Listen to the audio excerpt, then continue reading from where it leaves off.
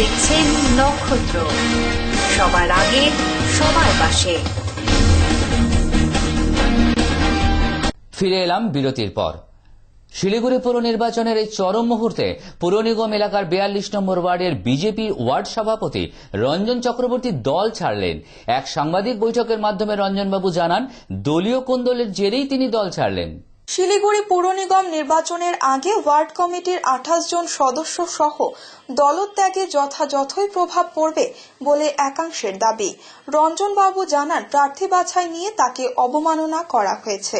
তাছাড়া প্রার্থী তালিকা ঘোষণার পর থেকে দলের কোনো সদস্যই তার সঙ্গে যোগাযোগ রাখছিল না।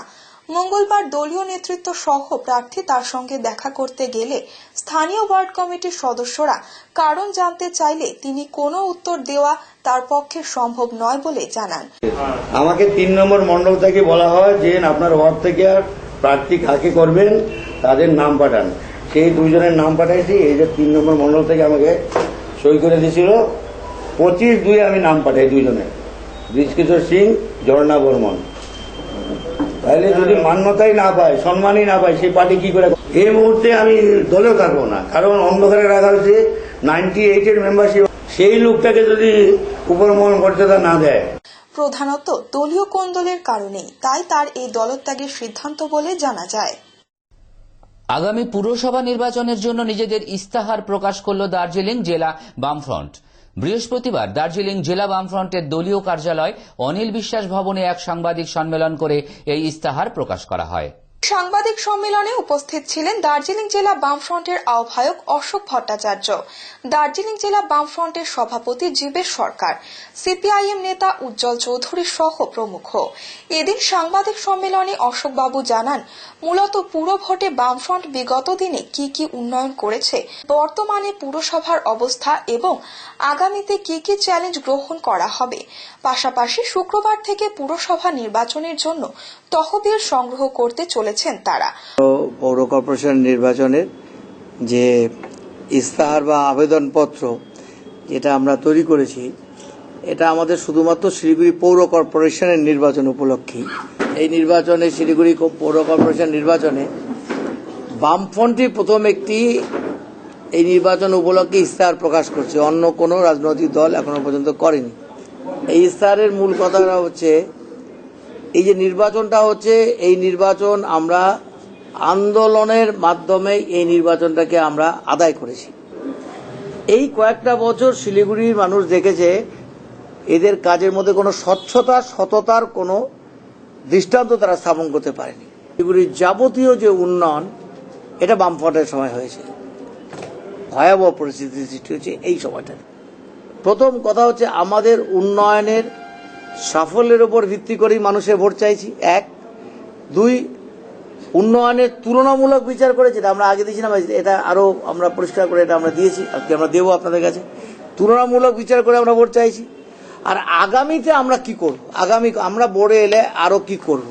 অন্যদিকে সভাপতি জীবেশ সরকার জানান, যেসব ওয়ার্ডে এসইউসিআই এবং আরএসপি প্রার্থী দিতে পারেননি, সেসব জায়গায় বামফ্রন্ট ও সিপিআইএম প্রার্থীদের এসইউসিআই এবং আরএসপি এর সমর্থকেরা সাহায্য করবে।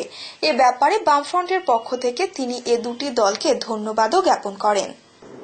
এসইউসিআই-সি এবং সিপিআইএম এর লিবারেশন, এই দুটি দল তারা কয়েকটি ওয়ার্ডে প্রতিদ্বন্দ্বিতা করছে, তারা করছে ভালো, কিন্তু অধিকাংশ ওয়ার্ডে তাদের প্রার্থী নেই। যেখানে যেখানে তাদের প্রার্থী নেই, সেখানে বামফ্রন্টের প্রার্থীদেরকে তারা সমর্থন করুক, এবং আমরা ইতিবাচক সাড়া পেয়েছি। আজকে এমনিতে তারা দুটো দলই ইতিবাচক আলোচনা আমাদের সাথে করেছে। এসইউসিআই আজকে তারা সিদ্ধান্ত করেই তারা জানিয়েছে যে তারা বামফ্রন্টের পক্ষে, যেখানে যেখানে তাদের প্রার্থী নেই, 1-2 ওয়ার্ডে তাদের প্রার্থী আছে, সর্বত্র তারা বামফ্রন্টের প্রার্থীর পক্ষেই তাদের প্রচারে নামবে। এজন্য এই দুটি দলকে আমরা বামফ্রন্টের পক্ষ থেকে এবং আমাদের পার্টি, ভারতের কমিউনিস্ট পার্টি মার্ক্সবাদী দার্জিলিং জেলা কমিটির পক্ষ থেকে ধন্যবাদ জানাচ্ছি।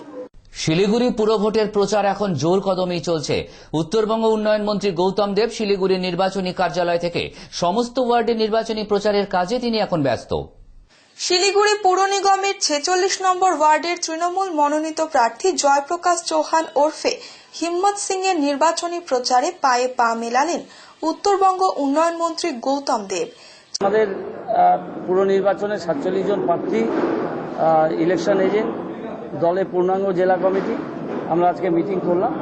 মিটিংয়ে আমাদের ইলেকশনের যে সমস্ত লেটেস্ট সার্কুলার সেগুলো নিয়ে ডিসকাস হলো, প্রচারের গতি প্রকৃতি যেগুলো নিয়ে আমরা বহুদিন থেকেই একটা নির্দিষ্ট ডাইরেকশনে নির্বাচনটা করছিলাম, সেটা আরও কিছু আপডেট আমরা নিলাম, মত বিনিময় করলাম এবং 47টা ওয়ার্ডই জেতানোর জন্য সর্বশক্তি দিয়ে আমরা নির্বাচনী প্রচারে ঝাঁপিয়ে পড়ার জন্য দলীয় প্রার্থী, ইলেকশন এজেন্ট এবং আমাদের দলীয় নেতৃবৃন্দকে আমরা এটা নির্দেশ দেওয়া হয়েছে। তবে এটা নির্দেশের কোনো অপেক্ষা রাখে না, সবাই নিবিড় সংযোগ রেখে প্রচার হচ্ছে। আমরা মূলত এবার আমাদের নাগরিকদের নাগরিকদের মুখোমুখি হওয়ার ব্যাপারে বেশি গুরুত্ব দিচ্ছি।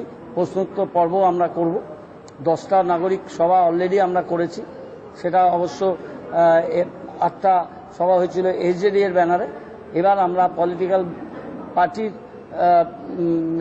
ব্যানারেও আমরা নাগরিকদের মুখোমুখি হয়ে তাদের প্রশ্নোত্তর পর্ব করতে চাই এবং নির্বাচনের পরে মানুষের রায় যদি আমাদের পক্ষে আসবে আমরা স্থির নিশ্চিত, এবং সে রায় আসলে আমরা কি ভাবে উন্নয়নের কাজটা করব, মানুষের উপদেষ্টা, মানুষের পরামর্শ, সেটা এখন থেকেই আমরা সংগ্রহ করার চেষ্টা করছি। আমরা 47টা ওয়ার্ডে অ্যাটলিস্ট 30 এই ধরনের, 10টা হয়ে গেছে, আরও 20টা এই ধরনের মিটিং করব।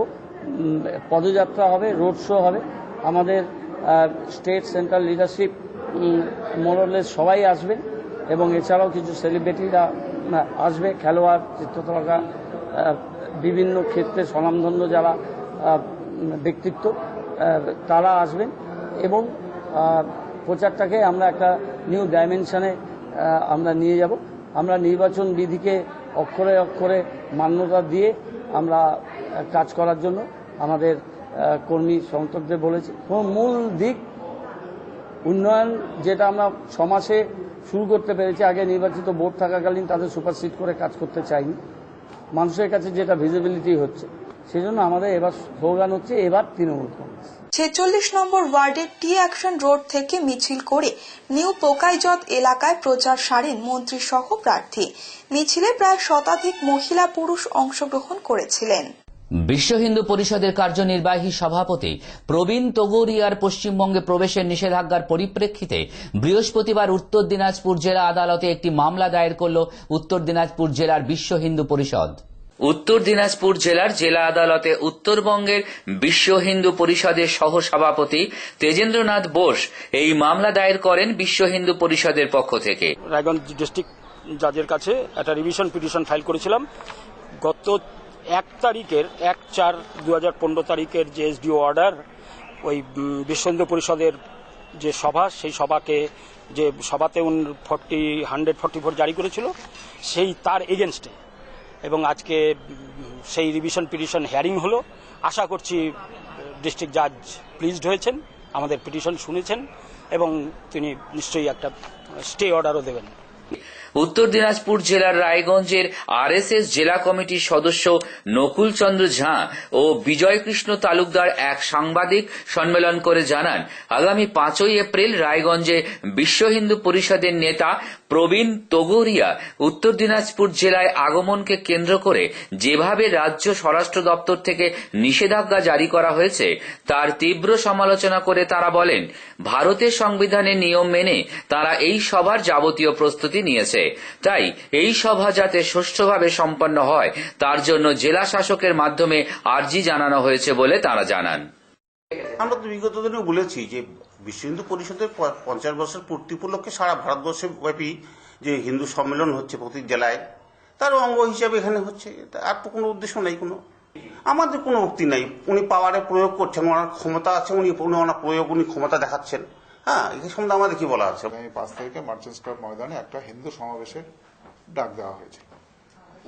তো সেই কার্যক্রমটাকে বানচাল করার জন্য গতকাল একটা নির্দেশ জারি হয়েছে, 144 ধারায় জারি হয়েছে এবং আমাদের যে মাইক ব্যবহারের অনুমতি সেটাকে উইথড্র করা হয়েছে। তো স্বাভাবিকভাবেই আমাদের যে কার্যক্রমটা একটু ডিসরাপ্টেড হতে পারে এই আশঙ্কা আমরা করছি। আমাদের যে 5 তারিখের কার্যক্রম, সেই কার্যক্রম করার জন্য যা যা কিছু প্রয়াস সেগুলি আমাদের জারি থাকছে। আমরা সমস্ত কিছু কার্যক্রম করব আমাদের নিয়ম শৃঙ্খলা, নিয়ম কানুন, দেশের নিয়ম কানুন এবং সংবিধান মেনেই আমরা সমস্ত কিছু করব। ফের সময় একটা বিজ্ঞাপন বিরতির। ফিরে আসছি বিরতির পর, ততক্ষণ সঙ্গে থাকুন নক্ষত্র নিউজ। আপনারা দেখছেন নক্ষত্র, সবার আগে সবার পাশে।